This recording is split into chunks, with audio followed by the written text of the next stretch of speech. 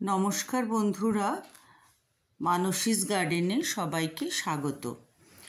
আজকে আমি তোমাদের দেখাবো যে আমি একটা হ্যাঙ্গিং টবে একটা গাছ লাগাতে চাইছি মানে স্পাইডার প্ল্যান্ট আছে আমার মাদার প্ল্যান্ট থেকে, যে স্পাইক বেরিয়েছে সেই স্পাইক থেকে একটু কেটে আমি এই হ্যাঙ্গিং পটটায় লাগাবো। তো হ্যাঙ্গিং পটটা আমি কিনে এনেছি দোকান থেকে। তো আমি ওদেরকে দিয়েই আমি কিন্তু ফুটো করিয়ে এনেছি। এবার তার মধ্যে আমি এর আগেও তোমাদের দেখিয়েছি যে নিচের যে ফুটোগুলো আমি করি সেগুলোতে কিন্তু আমি একটু করে গুল দিয়ে নিচের ফুটোগুলোকে একটু ঢেকে দিই। এবার তারপরে আমি মাটিটা দিই বা একটু ধানের চিটে দিই, তাহলে কিন্তু তলার মাটিটা একটু ফ্লাফি থাকে, ড্রেনেজে কোনো সমস্যা হয় না, হ্যাঁ, পটে কোনো জল জমে না। তো আমি সেইভাবেই গুলগুলো দিয়েছি। এবার আমি দেখো গোবর সার একটু নিয়ে নিচ্ছি। গোবর সারের সঙ্গে গার্ডেন সয়েল যেটা আছে গার্ডেন সয়েলটা মিশিয়ে নিচ্ছি, নিয়ে এর মধ্যে অল্প গোবর সার দিয়ে ভালোভাবে এটাকে মিশিয়ে নেব আমি।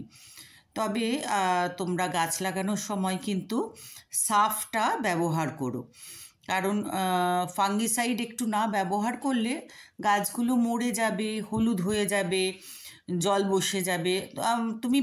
তোমরা ভাববে যে কেন এরকম হলো, এত ভালো হেলদি গাছ লাগালাম কিন্তু কেন গাছটা মরে যাচ্ছে।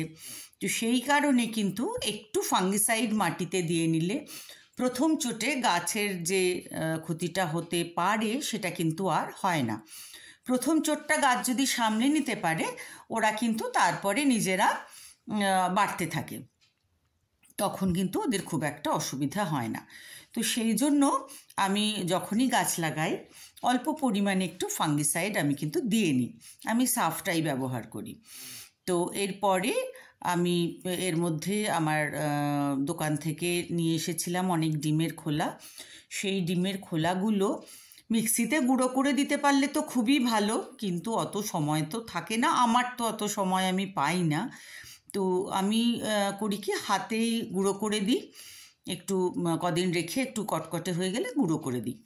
অথবা অনেক সময় আমি করি কি, একটা খবরের কাগজের ওপরে সমস্ত ডিমের খোলাগুলো রাখি, রেখে আমি তার উপরে গ্লাস দিয়ে একটু চেপে দিই।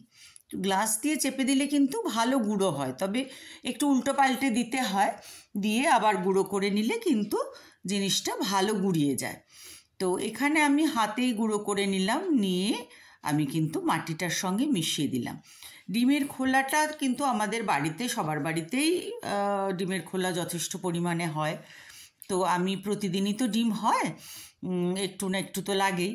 তো তখন ওই যে খোলাটা আমি পাই, যেদিন যেরকম খোলা পাই সঙ্গে সঙ্গে সেই খোলাটা হাতে করে গুঁড়িয়ে নিয়ে একটু ভালো করে গুঁড়িয়ে নিয়ে যে কোনো একটা গাছে আমি দিয়ে দিই। এটা করলে হয় কি, তোমার বাগানের যত গাছ আছে সবাই কিন্তু একটু করে পেতে থাকছে।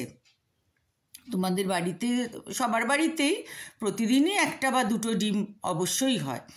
তো তোমরাও সেভাবে করে দেখতে পারো, তাহলে গাছের নারিশটা প্রতিদিনই একটু একটু করে হতে পারে। এছাড়া যেভাবে আমরা এর আগেও বলেছি, আমি তো সবজি পচা জলটা খুবই ব্যবহার করি। আর এই দেখো যে স্পাইকগুলো বেরিয়েছে, এখান থেকে আমি দুটো স্পাইডারের চারা আমি কেটে নিলাম। কত সুন্দর স্পাইকগুলো বেরিয়েছে, দেখো স্পাইডারের চারাগুলোও কত সুন্দর হয়েছে। তো এই স্পাইডারটা তো আমার ভীষণই প্রিয়, তোমাদের সবারও খুবই নিশ্চয়ই ভালো লাগবে। তো এর থেকে দুটো চারা আমি নিলাম, নিয়ে আমি এই পটটাতে লাগিয়ে দিচ্ছি। তবে হ্যাঙ্গিং পট তো, এই স্পাইডার কিন্তু হ্যাঙ্গিংই তোমায় করতে হবে, না হলে তোমার স্পাইকটা দেখতে ভালো লাগবে না। সেই জন্য হ্যাঙ্গিং পটে এই স্পাইডারটা তোমরা লাগাবে। তো আমিও হ্যাঙ্গিং পটে লাগালাম, তবে সব সময় চেষ্টা করবে একটা মাদার গাছকে রেখে দিতে। সব গাছেরই আমি কিন্তু একটা একটা টবে মাদার গাছ রেখে দিই। দেখো এই গাছটা কত সুন্দর লাগছে হ্যাঙ্গিং পটে। এরপরে যখন এর স্পাইকগুলো বেরোবে তখন কিন্তু আরও সুন্দর লাগবে।